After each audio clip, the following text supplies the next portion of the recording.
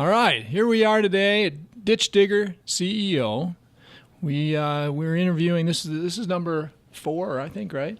So this is number 4, and our goal here is to interview some of the best minds in entrepreneurship and startups and business leadership in the world. And I'll tell you what, we got somebody here today I consider one of the top minds in the world when it comes to startups, when it comes to venture capital, when it comes to amazing entrepreneurial ideas. This friend of mine, I am so blessed to have this guy as my buddy.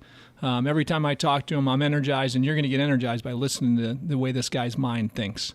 So, Biju, welcome, my buddy Biju, to today's podcast. You've done a lot of amazing things, and introduce yourself there, partner. Thanks so much, Gary. Great to be here. It's an honor. So, Biju Kulathakal. I'm the CEO of Halo Investing. And we're a financial technology company. We make safer investments for retail investors around the world. I've done a couple of different startups before this, most notably as one of the early co-founders of a company called Redbox, which few people have heard of. And then outside of that, I just really like tech startups in general, and I like doing things that are net positive sum for the world. Those are the things that really motivate me. Absolutely. And again, when you think about the difference that Redbox made in an industry, it's awesome to think about what happened there. And heck, even today, it's doing well. It's not the fit everywhere, I guess, right, from what I'm hearing, but it's still a strong company. Can you tell us a little bit about that, the startup of that, how that happened, where you were at in your life at that point? What made you think about this box that spit out DVDs? So it was a very long time ago, and my interest was not so much in movies or in movie rental for that matter, but it was really around automation. So things that make life more efficient for us and easier for us are always interesting to me. So I that's sort of how I came around to the idea. I had 2 other friends who had come up with sort of that concept too, and they came up with one part of the idea. I came up with a different part of the idea. We started working on this as a company. It was called GetAMovie back then, and just like all other ideas, it started out as something different and went through a few different iterations to get here. And we never, probably in our biggest dreams at that point, imagined it would be what it became today. But we had the company. It was very small, and we were actually we created the first few prototype machines and had rolled it out into Jewel-Osco and a few other retail locations. And along the way, McDonald's Corporation, basically, this was back in the early 2000s. They were basically looking at automated retail, like what's the future of retail? What else can they do with McDonald's? And I don't know if you know this, but McDonald's is one of the largest owners of real estate in the world, of retail real estate in the world. So very specifically retail real estate. So something that's key with McDonald's is, something Ray Kroc always said is, he's not in the hamburger business, he's in the real estate business. Exactly. And what they've done that's key with their franchise contracts is that they either own the location or directly lease the location, and then have a contract with the franchisee. So they've done that from the very beginning, and they've been very successful with that. That's a key part of the innovation they had in their business from 60, 70 years ago. And then they were wondering, hey, at that point, what can they do? What's the future of retail? What can they do with all this retail real estate they have? And one of the ideas they had at that point was to put automated concepts on it. So the original Redbox was an automated, something like an automated 7-Eleven, if you can imagine that. It Sure. was like a large wall-size kiosk, and that was put out at the first. They piloted at like 10 or 15 locations, mostly on the East Coast. And that was what Redbox originally was. How did that partnership begin? In other words, did McDonald's see you guys or your idea? Did you guys go to them? How did that come about?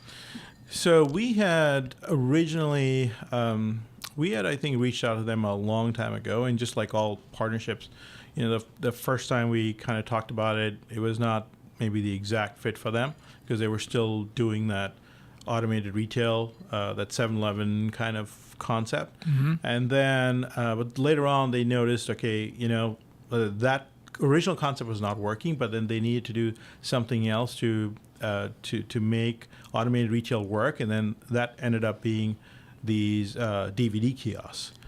So their whole idea was to have the DVD kiosks then to bring customers to McDonald's. That was the whole strategic idea. Mm-hmm.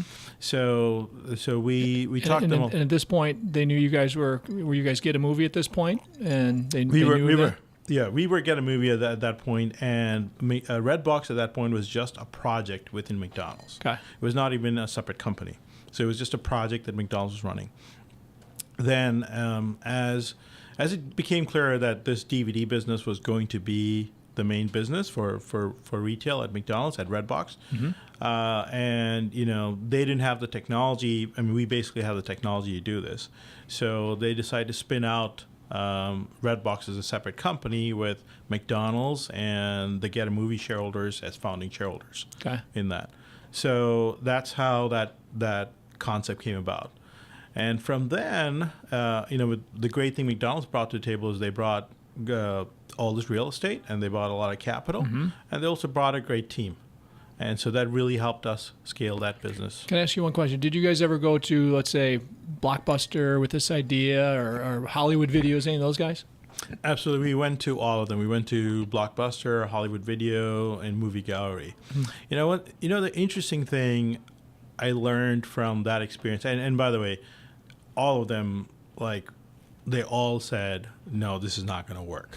Okay. And they're all out of business now. Right. Yeah. But it's this is something that's really interesting. You learn from any industry. It's a lesson that applies to any industry when you try to do innovation is when you approach the incumbent in an industry, someone who's already in that space, mm-hmm. They are more concerned about how are they going to transition their current business mm-hmm. to whatever that new business is. And that's a lot of risk for them. Yeah. So it's actually a hard concept for most people to get. I mean, it's maybe easy to look at Blockbuster and say, hey, you know what, they should have done this or they should have done that. Mm-hmm. But when you really think about it, 99% of Fortune 500 companies really have the same problem. Sure. And it's a very human problem because you're doing something, you're waking up every morning and you're doing something that's your main business. And in some ways maybe your main business needs to change to do something different, but it's hard for a lot of people to make that transition. It's just a very hard thing to do. The expense and the risk of change is huge, right? Yeah, and the way companies are run right now with quarterly earning cycles, a very short-term mentality, the risk reward is set up that way. Mm-hmm. And maybe it's a blessing for people like me who are startup entrepreneurs because we have the ability basically to do the innovation off a company's balance sheet in a separate vehicle. And at some point, companies like mine either go public or they get acquired by a bigger company because they see that as the only way to innovate mm-hmm. In the future. But it's interesting you say that because with Blockbuster and Hollywood Video and all these other players at that point, right? The incumbents saw it very difficult to take the innovative step because that innovation affected their core business. What was interesting with McDonald's was that for them, this was just, it was a side bet. It was a side bet, and it was just the worst that they could lose for the most part was really some money, which mm-hmm. is not a lot of money in the grand scheme of things. So one key lesson I learned out of that is that sometimes when you try to innovate and you want to change something in a field, it's not always the best idea to go to somebody who's already completely in that field unless that person is willing to make that leap. Sure. So somebody like McDonald's at the time, I think weren't they into their own venture capital type of organization at the time, and they're looking for other things outside burgers and all that, right? and I think they acquired a few companies back then, and so they're into that. And I think that since then, I think they've moved out of that from what I've seen. The Chipotles of the world, I think they've sold that, and as well as Redbox and others, right? Yeah, they got out of all the other they got out of Redbox and all the other ventures because it's because again, few companies, although they have corporate venture arms, really make the transition of managing super innovative but different businesses in their portfolio with their existing stable cash cows. Right. And Chipotle is a good example. McDonald's sold that at a maybe $2 or $3 billion valuation, and but it went public not long after at and the value went to us, I think $12 or $15 billion. So still growing, and they're the still highest growing. they've ever been, I think, recently. Exactly. Yeah. So what are your biggest lessons in that whole? And you mentioned one or two there. What do you think about your biggest lessons in that whole experience? Joining partners with a behemoth of McDonald's, and anything you would have done differently? Do you feel like you guys did all the right stuff looking back? So I mean, we as a startup, you're always making mistakes, right? The thing is not about what you do right or about getting everything right, but it's really about, hey, just surviving through all your mistakes, but doing better, improving from all your mistakes. That's really all it is. When I look at people who've succeeded and who failed, the only people who succeed, in my experience, the people around me, the people who've succeeded are the people who've just like gone past and done better after making mistakes. The people who don't make mistakes are the people who haven't tried. Yeah, right. That's totally the part of the process of strong growth in entrepreneurship. Right, is failing fast, understanding what caused the failure, how do you learn from it, and how can you be better for it. Right, and that's our opinion here.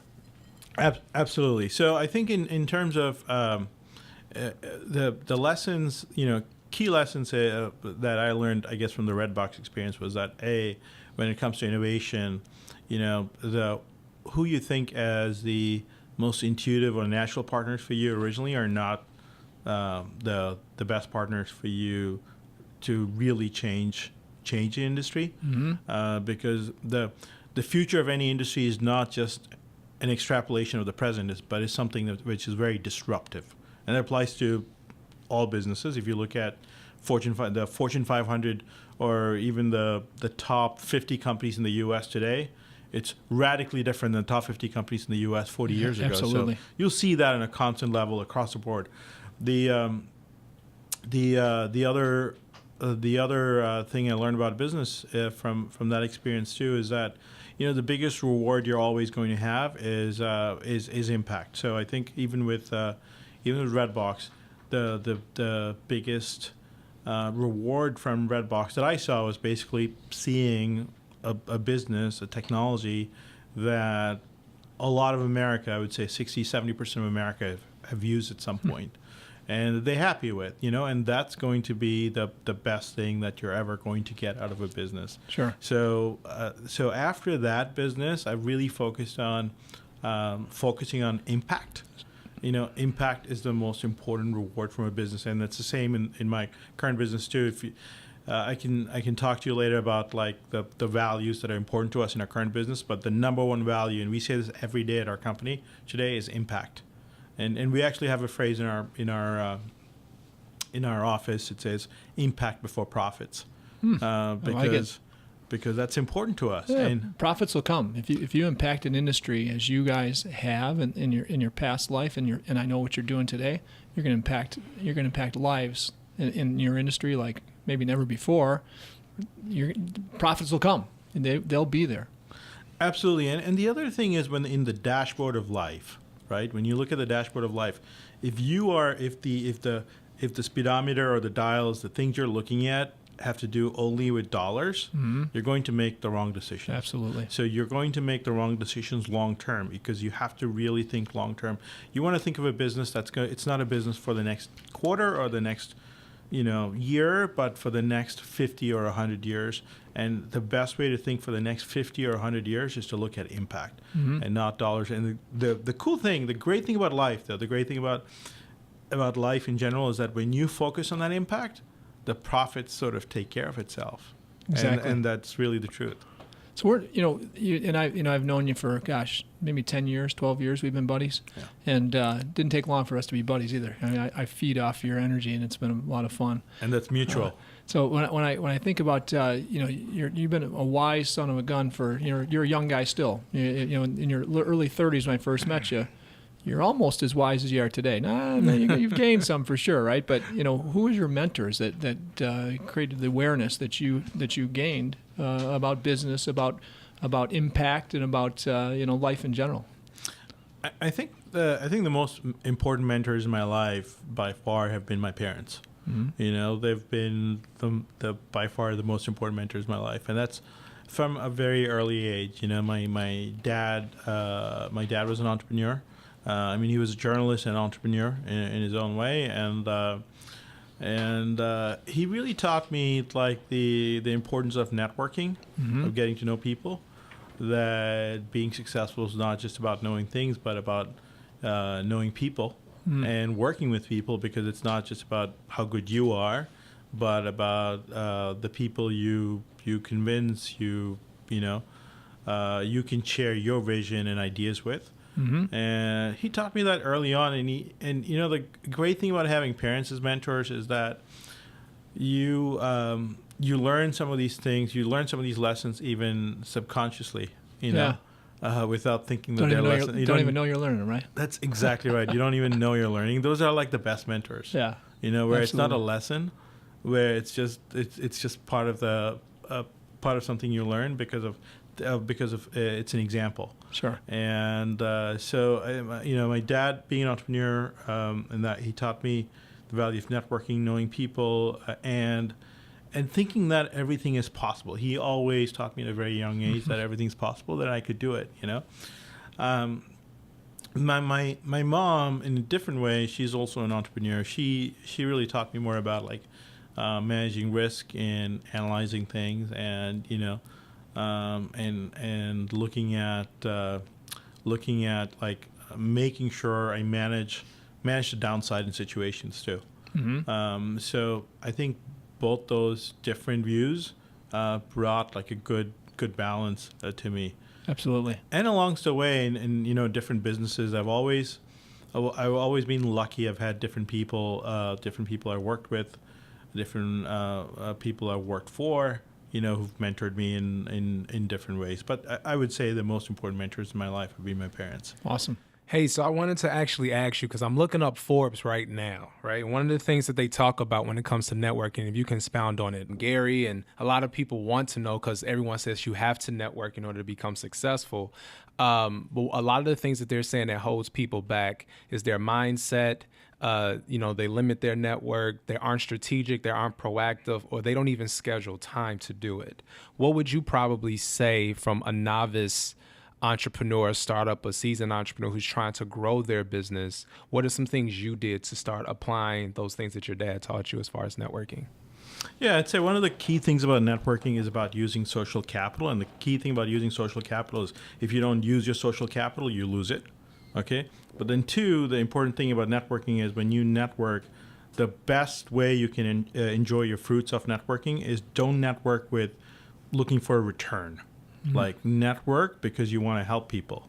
When you help people, when you want to help people, the return's going to come on its own, and you don't have to think about it. You don't have to worry about it.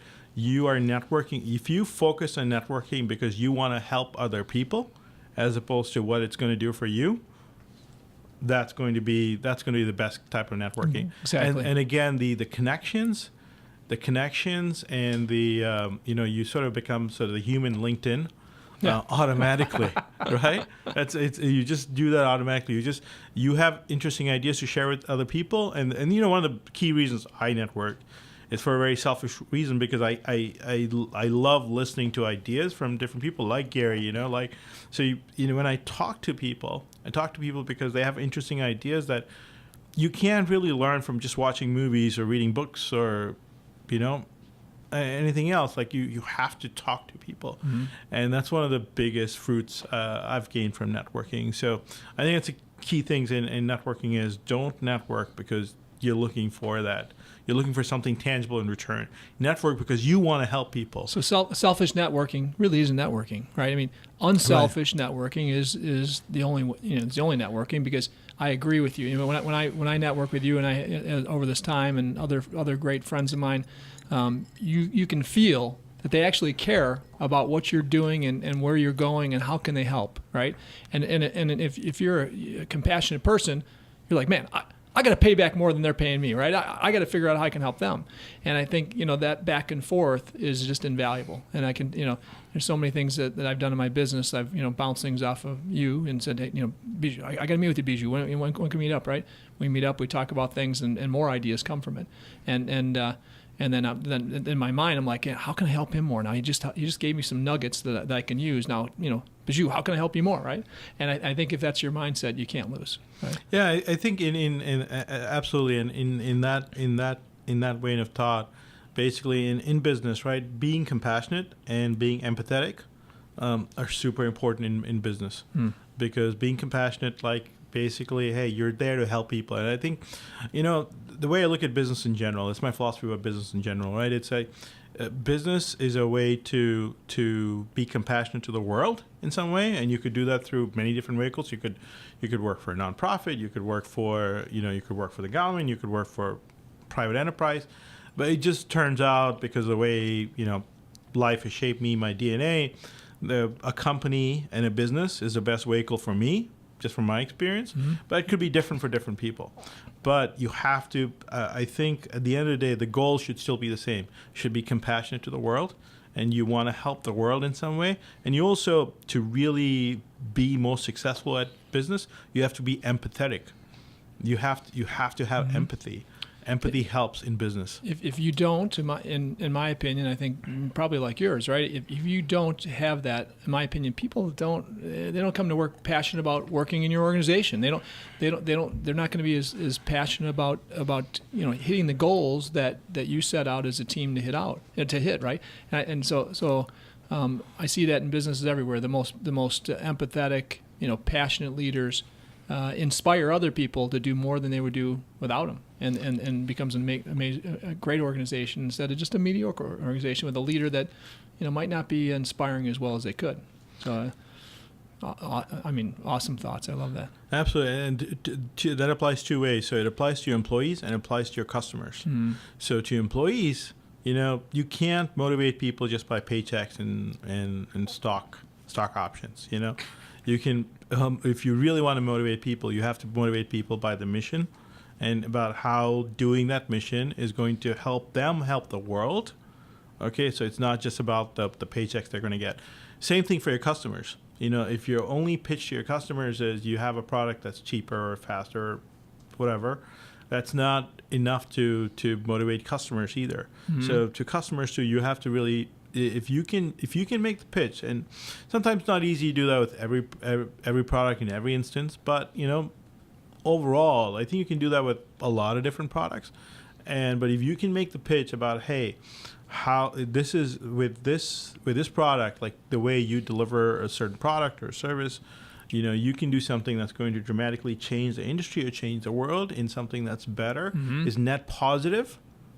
Absolutely. That motivates customers. I mean, that customer would be willing to pay more to use your product than a cheaper competitor, because they feel like that's going to help the world. Yeah, absolutely. Differentiation that creates value, right, in their eyes is key. And they want to be able to tell their team why they're partnered with you and the value they get from that. And I agree. I mean, our businesses if they're not built with great differentiation, then you know what, go home. You're probably not going to be the company you want to be, your team members want to be, and your customers want to do business with. So I love it. What would you say are core values and personally right now, and core values that you bring to business every day? And what do you feel are the most valuable ones that you live by personally? You and your wife Lauren and the kids, and then you're in business. Are there any similarities there in your eyes? There are a lot of similarities. I think at the end of the day, right, it boils back to this, that it comes back to the concept of like you being a business leader. Okay, being a better business leader, the same things that make you a better business leader are the things that make you a better human being. Okay, so that's critical. So there's Yep. a lot of your personality carries over into your business. So I'll start with the business side, and I'll start with what we tell our entire team, our core values, and sort of what we live by on a day-to-day basis in the business. So core values in the business is not like our number one value is impact. We happen to we have a financial product. We think our product is going to make it easier for people to invest and retire with more safety, invest and grow their money with more safety. And so, but we are driven really by the impact of that. We want to impact people around the world. We do a lot of business outside the United States and in the United States.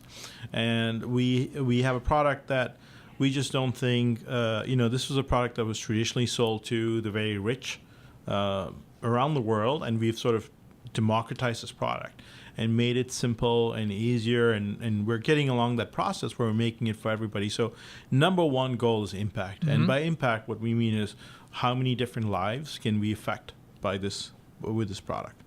So that's number one. Number two is we want to basically create a product that our customers really love. Okay? So this is beyond impact. This is also, hey, our customers really have to love. We want our customers to have a good experience with this product.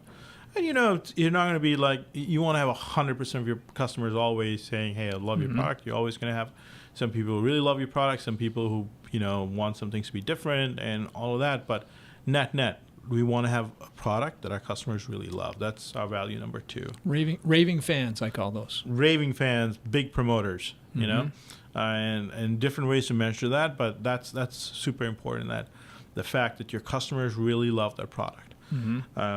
Number three is we want to create a culture that our employees really love. And that's really important for us, because if you don't have a great employee culture, you can't have a great you can't really serve your customers well. You can't then get your impact, right? So you have to have a culture your employees really love.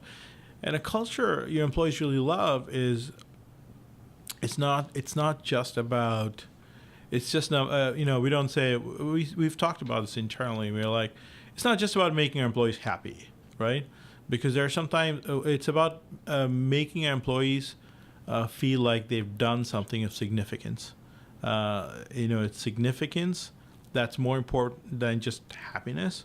So, because there are a lot of things in life that, don't just give you a positive emotion, but you feel very satisfied and significant after you've done it. So like running a marathon or climbing a mountain, those are not like, you're not happy when you're running a marathon, but you're satisfied. You feel like you've done something significant after you've run that marathon. Speak for right? yourself. Yeah. I love marathons. You love Gary's smiling. When I do them someday. When I do them. You do them someday in the future, right? Yeah. Exactly. And then the key word is after. It's not during. Because during, you like, what did I do? Why am I here? Why am I here? Absolutely. So, but we want our employees to feel like they've traded their time to work with us, because they could have been anywhere else, right? They traded their time to work with us, and they've done something that's significant in their life. That sense of achievement is important for us, that our employees feel.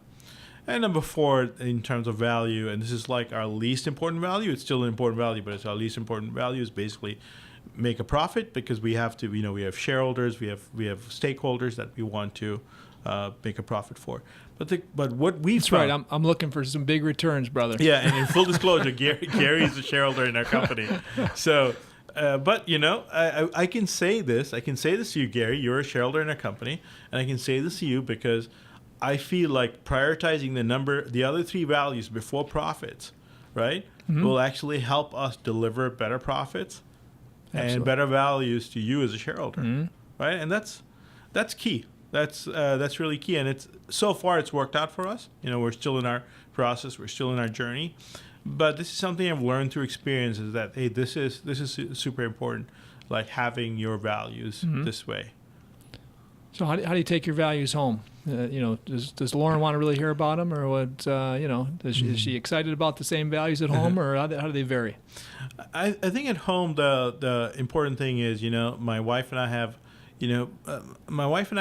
different interests, but we have very similar values. So to Lauren and I think, a lot of our key values go around, hey, we have to raise our kids in the best way. We have to do fun things together. We have to, we have our own different, travel to certain places, different things of greatness, those are very significant. The things that at home too, what's important is the values for us at home are not just about, it's not for us about just buying a big house or a big car or a big boat or anything like that. For us, the important things are things that create memories for us.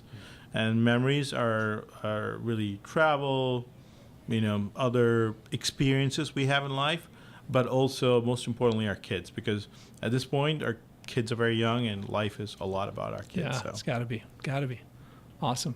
How about this new business that you've got going is an amazing organization that I think is going to just explode, and I think that again the impact you're going to bring to the world, people that don't have $10 million to invest in a product, that they want to invest $1,000 or $10,000 or whatever, they're going to have access to this product through a lot of different vehicles. Tell me about that. How'd that come about, and what started that idea, and then where did it go, and where is it at, and where is it going to go 5 years out, 10 years out? Yeah. So I met my co-founder Jason, thanks to you, Gary. So I met, Gary had been telling me for a long time to meet Jason, and I finally met him, and basically in 2 short months we started talking about this idea. And our idea was basically that, we saw this product called structured products. It was sold to the very rich in this country and around the world. Mm-hmm. And we found that this product actually had a lot of utility, it had a lot of value. It helped these people protect. It basically gave them exposure to the market. It helped them make some money, but also gave them some protection when the market was swinging this way or the other. So we felt that, hey, this has a value to everybody. Why isn't everybody doing this? So, we would meet basically every Sunday. We'd basically meet every Sunday for 4 hours, whiteboarding this idea, discussing. Because, your idea is, whatever your first idea is always, not that it's wrong, but it always needs to be radically improved, right? Well, let me interrupt for just a second. So, Sure. So Jason is a friend of mine that just like Biju, when I met with Jason, anytime we'd have lunch, breakfast, we'd try to do it a few times a year at least. And every time I'd see these guys, I'd say, man, you got to meet my buddy Biju, and Biju, you got to meet my buddy Jason. And Jason's was a young guy with an amazing financial mind, making a great living, working for one of the biggest banks in the world. But you could tell his father was an amazing entrepreneur. Eventually we're going to get him on this podcast, Dennis, but amazing entrepreneur and an amazing person. And you can see that Jason had a little of that in him, right? He wants to someday be, loves what he's doing, and he's kicking butt, making a ton of money, but you know what? He's really an entrepreneur at heart. And so I kept on, every time I'd say, you got to meet my buddy Biju. And eventually, sure enough, we had a fundraiser. I put them next to each other and kind of pushed their wives to the side and said, you girls need to meet and talk, because these two, I wanted to spend some time together. But so it was just fun that, that you guys got together and you came up with this idea. But it's so exciting going forward to see your friendships, how close you guys are today, how much you love each other and love working together. And two amazing, in my opinion, amazing minds are going to equate to some great things. So sorry to interrupt, but I had to say, Jason, just an amazing guy, amazing partner to have. In my opinion, I'm proud of you guys and what you're doing. But sorry. Thank you so much. And I think a lot of the success in our business is because, at least for me, I can speak personally, is that because they've got great partners. Starting with Jason. Jason's a fantastic partner. I mean, he's amazingly passionate, passionate about the business, passionate about selling, and he really wants to change the world. He sincerely believes this. Absolutely. And I'm super fortunate to have him as a partner. So Jason, and then like some of the other, through Jason, I met some of our other board members, some of our other employees, and we've got a great partnership. And that's it's one of the key things in starting a company for anybody. You're only as good as the people around you, starting with your co-founder, starting with your other partners, starting with your employees, starting with your board. Yep. Like all these elements are super critical to be successful. So That's sort of how it started, through Gary, through these connections. But so where it's at today and where it's going tomorrow, I want to know where my money's going, dude. Am I going to make some money? Is something going to come about? Actually, I'm not even worried about that. But in your opinion, where are you going, and where are you going to be 10 years from now with this business? Yeah. So what's been great about the business is, and basically in a short 2.5 years, okay, we've built a business that's become one of like a leading platform for this product, which has made the product, easier, cheaper. It's still not everything we want it to be yet, but we've made dramatic improvements in the product, where a lot of the leading banks, a lot of the leading brokerages around the world keep calling us. We speak to some of them, but they also call us saying, hey, they want to use this product. That's amazing validation. Is there a generic name for the type of product? It's called a structured product or a structured note. Okay, there you go. Most people haven't generally heard of it, but that's what we want to change, both in the United States and around the world. So we're actually doing business right now in the U.S., in Africa, and in Asia. So we've got customers in like 3 continents, North America, Africa, and Asia. And we will soon go to South America and then also to Europe. But we're finding banks and brokerage firms around the world basically really liking this product and validating this. And that's amazing, because in other businesses I've never gotten this sort of validation globally, right? And we want to take this where we really want to make this like a retail product. We want to make it so that like a rice farmer in India can basically put some part of his savings that someday, it's not ready today, but at some point, basically use this product. So everybody in the world has access to this product, because that's where we think that investing will go. Because what happens right now, we feel on a very high level, is when people invest, they either go too safe, so they leave their money into cash and not, earn a real return off of it, or they go too much risk in the stock market. So they don't really have a way to go somewhere in between. And this is what this product really lets them do. And we want to do that. We want to create the best experience for our customers and also make it really safe and easy for our customers. And that product was available for very wealthy people prior with big banks. Is that right? Is that correct? A similar product, I would say, right? And now it's going to be available to people that want to invest $10,000, $5,000, $2,000, whatever, right? That's exactly right. So basically, this product was traditionally available only in very big sizes to the very rich. So at the big banks, so probably 95% of, but there's about $50-60 billion of this product sold every year in the country. There's about $400 billion outstanding just in this country, but $3 trillion globally. Wow. But the $3 trillion globally is largely sold to the very rich. So even the U.S., 95% of that 50 to 60 billion, or 95% of that 400 billion, is mostly sold to the super rich at the very big private banks, like at a Goldman Sachs or something like that. And we want to basically make it where somebody can go into their Schwab account or their Fidelity account and buy this in small sizes, but do it in the right way, with the right safeguards in place for that investor. So 10 years down the road, where do you see Halo? I mean, what would you envision? 10 years down the road, I think that Halo will be in a lot of financial institutions around the world. We'll also have, millions, maybe tens of millions, maybe hundreds of millions of retail customers around the world. So this is not, we see the market as not just the United States, but global. And that's been the exciting part for us. So when you think about valuation, valuation today, valuation originally, the valuation today, and the valuation 10 years from now, what would you, if you said, hey, I'm going to throw a dart, but I think this is going to be pretty close, right, to the bullseye? Yeah, I mean, I'll say valuations are things I don't like to talk on a podcast. That's okay. But you're with your buddy. Right? Yeah, so nobody's going to hear this. No one's going to hear this, right? Exactly. That's how podcasts work, right, Gary? But no, valuations are. I mean, we've been blessed. Like our valuation's gone up a lot from our first round to where it is today, and we think it'll go up a lot too. But that's. But I tell the team too all the time, right? That's not. When we look at that dashboard in our business, that's not the thing we want to focus on. We want to focus on impact. And impact for us is like, hey, are we making Are we looking at making this product simpler, cheaper, safer to get it to the maximum number of customers? Could it be $1 billion valuation in 10 years?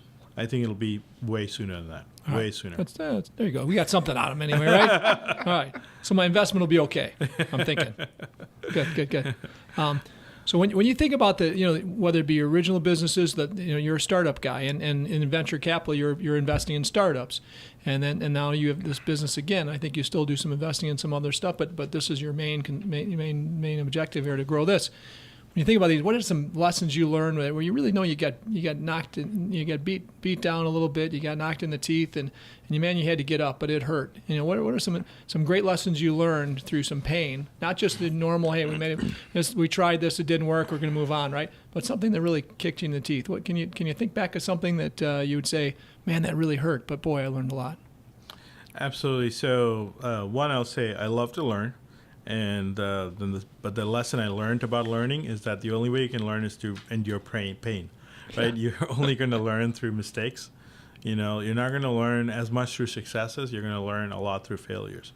And I've had a lot of failures, but overall, net things have worked out well for me. But one big lesson I learned is the importance of culture. Is basically focusing a lot on culture. I think when I first started out, I'm a sort of a technology guy. I focus a lot more on the technology and the product. And I think that, hey, if I learned how to code in a certain way, or if I learned to build robotics in a certain way, and if I did that better than anybody else, I'd be successful. Sure. It's just about and I didn't realize that I was really thinking just more about me. But what I've learned over the years is, it's so important. Culture is way more important. Mm. Culture, you can have a bad product but good culture, and you can still win. But if you have good product but bad culture, you can lose. Yes. Yeah. Right? And that's learned that through some painful lessons. But the why culture is so important is, if it's just you, right? You don't really need culture, because you don't need to really talk to anybody, mm-hmm. right?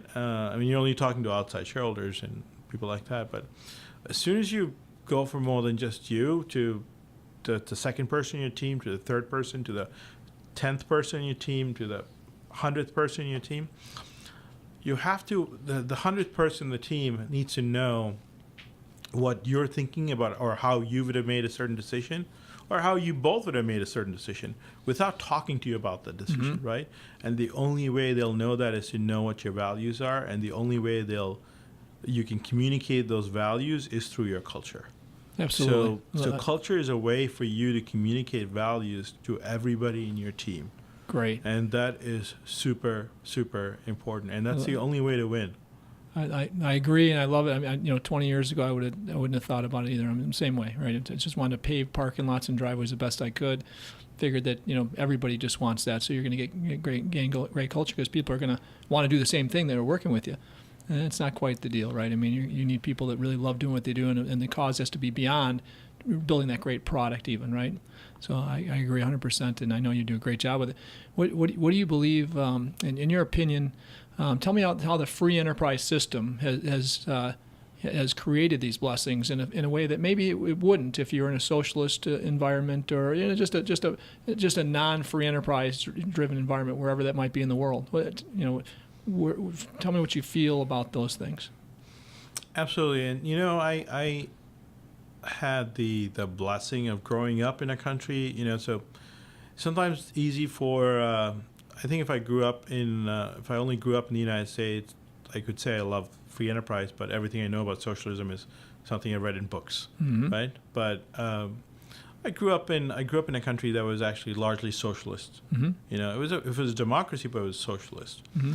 and I could see how long it took to get things done.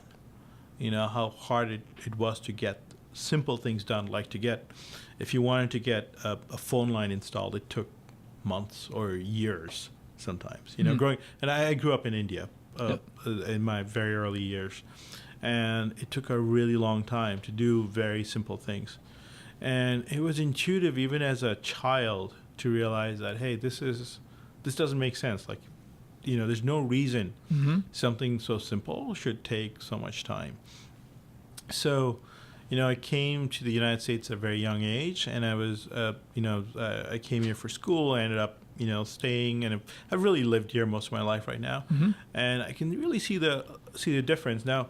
The free enterprise system, like anything else, like capitalism, has its problems and has its disadvantages in different ways, but compared to every other system all around the world, and compared to how we implement it compared to other countries around the world, I still think it's the best.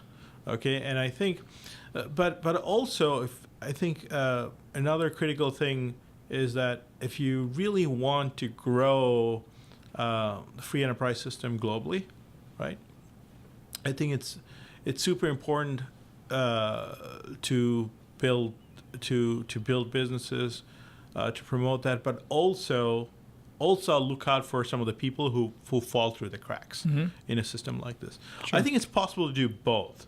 I think sometimes the conversation in our country is too much around, hey, you either capitalist, or if you want to help someone who's not so lucky, you're not a capitalist, right? Yeah, right. And I think that's the wrong conversation, right? I think it should be, I think you can help the poor or people who need it better through capitalism than outside. And you see this around the world. Like a good example, interestingly, a good example is this is an interesting example is China. Okay, China has lifted more people out of poverty than any other country in the history of the world. And they lifted, although China is a communist socialist country, they lifted people out of poverty through capitalism, because they started, they had this guy ruling China named Deng Xiaoping. He was this was in the late 1970s, early 1980s. And China was a socialist country. It had a very low GDP per capita, very poor, a lot of problems.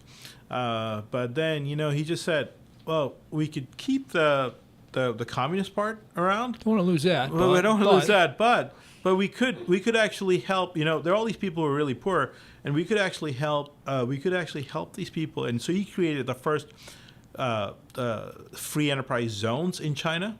And that was, Guangzhou, Shenzhen, and that's where the first few seeds of capitalism really came in China.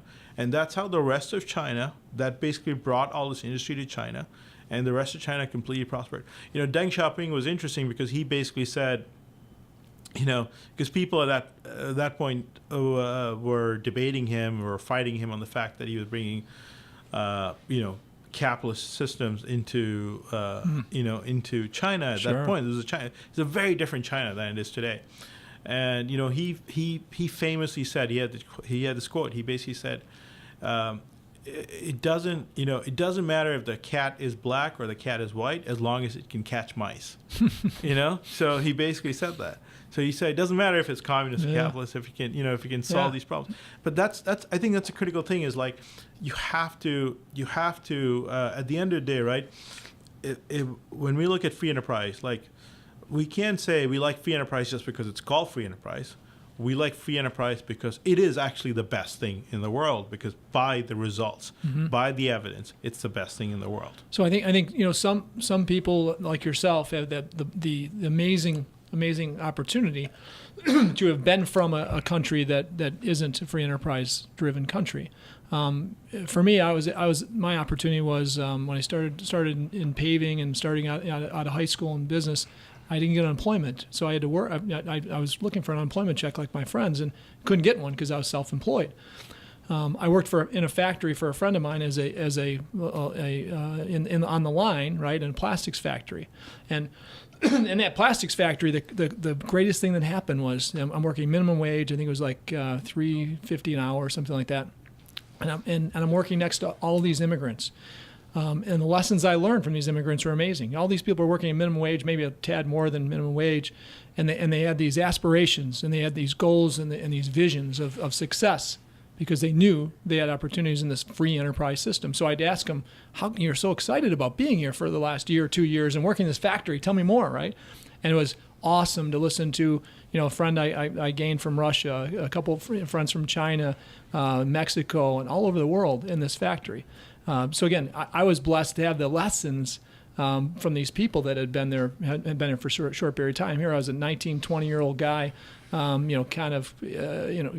of confident in my way, but didn't understand the opportunity I had ahead of me until I really got to know these people. So I was like, gosh, I speak the language. I've grown up here. I've got such great opportunity. And so I think that was something that happened to me that if it didn't happen to me, I'd be a different person today.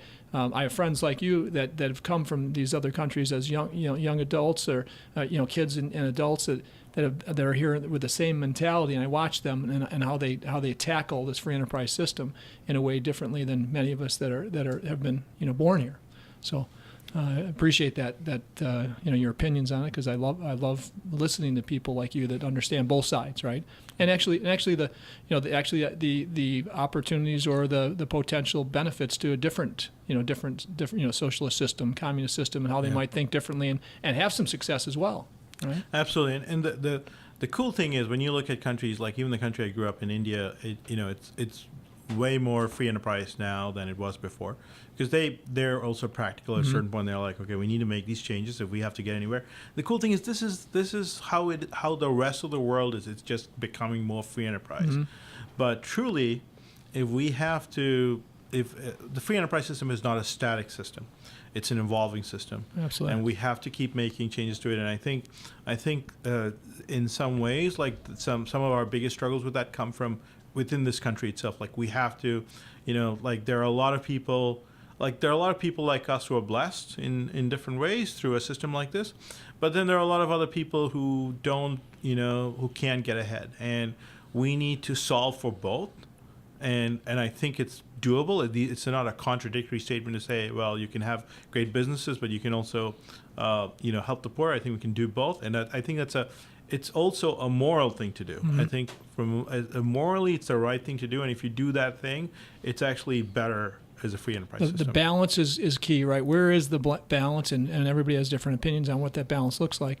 In my opinion, in the free enterprise system, businesses that are successful usually are giving back a ton, usually invest in great causes, and that seems like the most efficient giving that I've ever seen compared to tax higher, tax more, tax higher, right? Compared to that, where it almost feels like theft, in my opinion, right? Where you're taxed at a crazy rate because you've been successful. Well, if I can do more with that money in a free enterprise system and a foundation and giving that we do, then gosh, you know what? Hey, slow up on the taxes. We can invest that money better. 100% goes to the cause instead of 10% that might go to the cause in the tax system. Right. So again, we're back. You're always back and forth on this. Where's the happy medium? Because you definitely need to be a community that supports those that can't support themselves in any way at all, right? Yep. Well, I got a question for you. Not to kind of just shift gears a little bit. What would probably be some of the, you have a lot of wisdom, to be honest with you. I'm over here. My mind is just like, what would be probably some of the most inspiring things or advice that you can give for aspiring people who want to be, have wisdom like yourself, or honestly just as successful as you are? Will probably be some advice to kind of get to the ground floor and kind of get the ball rolling on some things. So I would say, I don't know about the wisdom part, but I would say just from whatever, my own sort of, what I think about is like, I think, so I'd say if, what I tell the younger version of myself, at least, let me put it that way. If I were talking to the younger version of myself from 20 years ago, I would say, don't focus as much on the money or the product, focus on the change. Like you just really focus on the change and solve a lot of little problems. Because one thing I've noticed with people, even I was sort of like this, is that, when I was young, I would think about a little bit about what is this big problem that I need to solve. I was always looking for this big problem. And realizing that, the way you solve big problems is really solving a lot of small problems. And the most important thing is focus on change.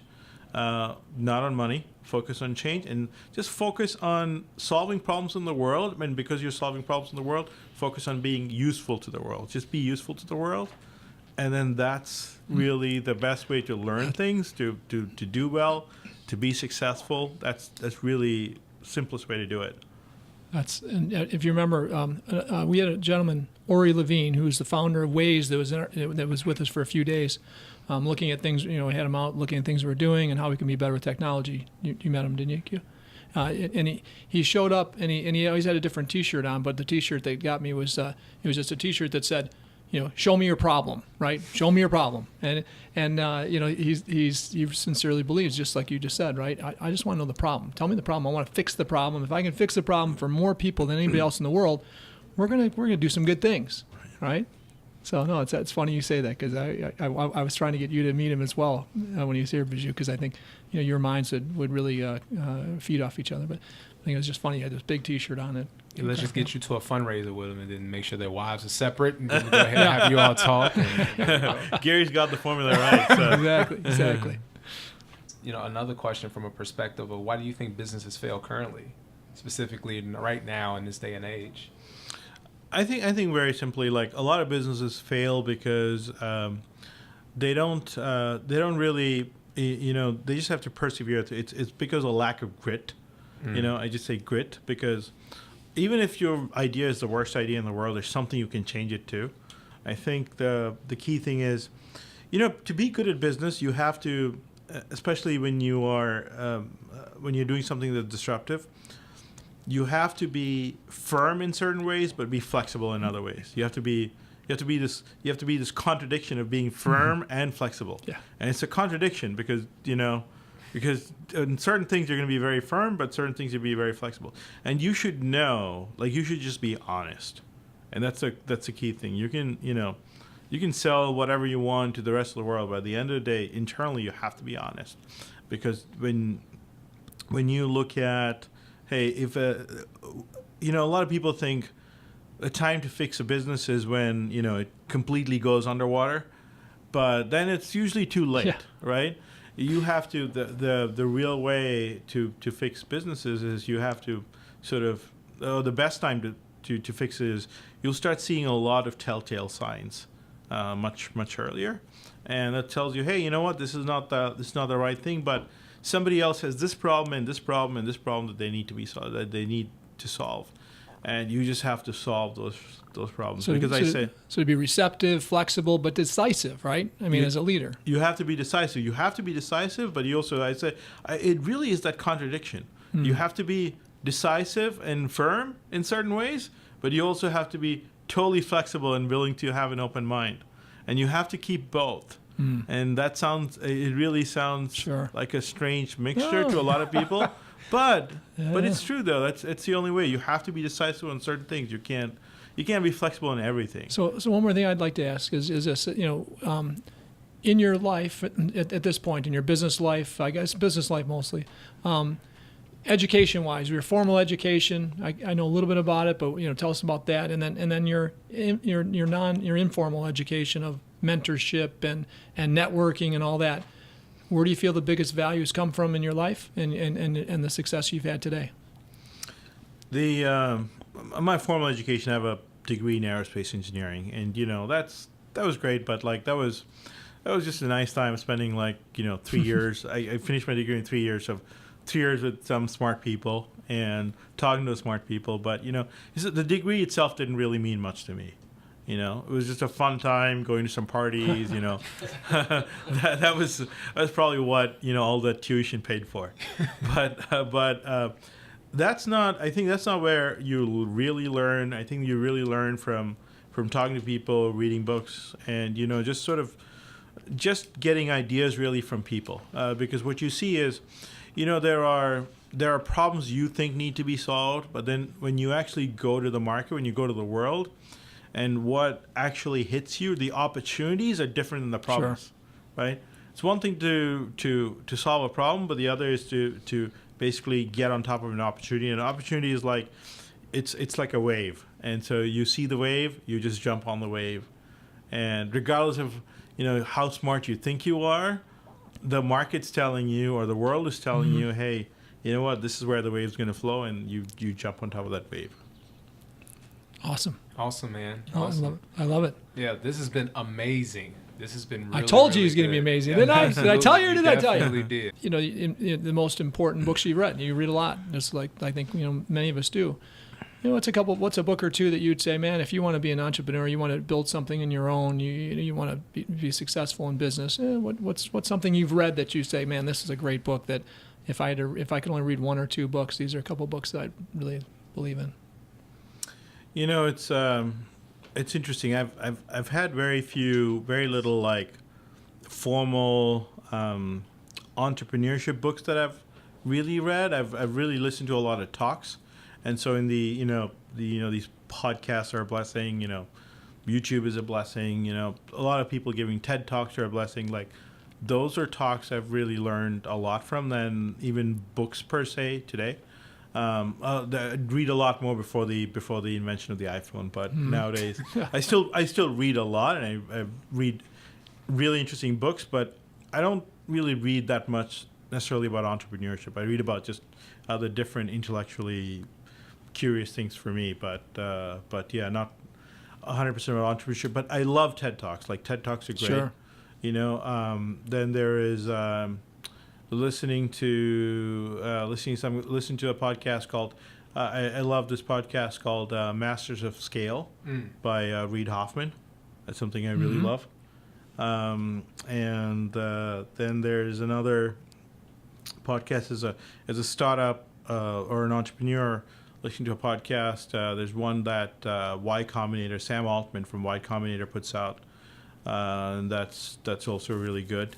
Those are all great podcasts. So those will all be like just second, third, fourth behind Ditch Digger CEO. That's what I was eventually. going to say. The exact Absolutely. same thing. You know why? You know why? Because Ditch Digger CEO is still not released on the iTunes Store. That's right. As soon as it's released, Watch out. It's going to watch out. Watch out, Reid Hoffman. That's right.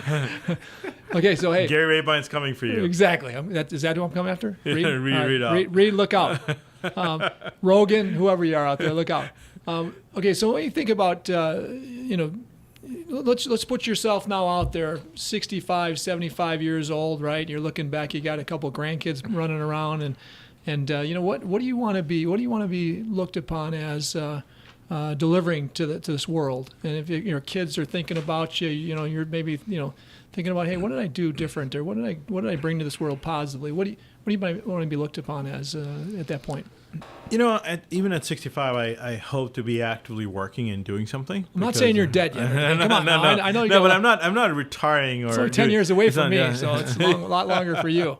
No, I'll still be at another startup, but I want to. And if I look back in the rearview mirror at that point, right? Hopefully there's some. I'm sure I'll have a bunch of failed startups, some burning cars, but I also have some great cars in the rearview mirror. And I want to sort of like look at the great cars that are positive impact, that have turned out to be positive impact. And I just feel overall like, if I can contribute like some net positive impact to the world, which is, for me so far, the vehicle to do that has been these startups. If I can do it through these startups, I'd be super thrilled. Well, most people would look back at your short business career and say you've already done more than most people are ever going to do in their lives. I can't wait to see what it's going to look like in 20 years for my buddy. That's for sure, because it's going to be amazing. Yeah, man. Thank you. Thank you. Well, here's just some of the Quinton true takeaways that we got from Ditch Digger CEO with Biju. One, first, don't just survive, but improve on your mistakes. That was actually really good. Don't network looking for a return, which I think a lot of people actually do all the time. Things that make you a good business leader will make you a better human being. That was awesome. Things that make you a better human being make you a better business leader. That is true. Don't focus on money or product, focus on change, but leaders are readers. But I think the biggest one that you said that I'm going to take away is the biggest reward is impact. And Biju, that's what you do every single day, man. That's awesome. Thank you so much. Well, buddy, thanks for being here. Really appreciate it. I tell you what, I told Quinton this is going to be like the best, and he was getting. I know he's good, but you man, didn't the best. steer me wrong. You didn't steer me wrong, man. Biju's going to be the best, and so we appreciate you being here, buddy. You did it. You're awesome, and I really cherish your friendship. So thank you. Me too. And we'll see you all next time. Ditch Digger CEO. See ya.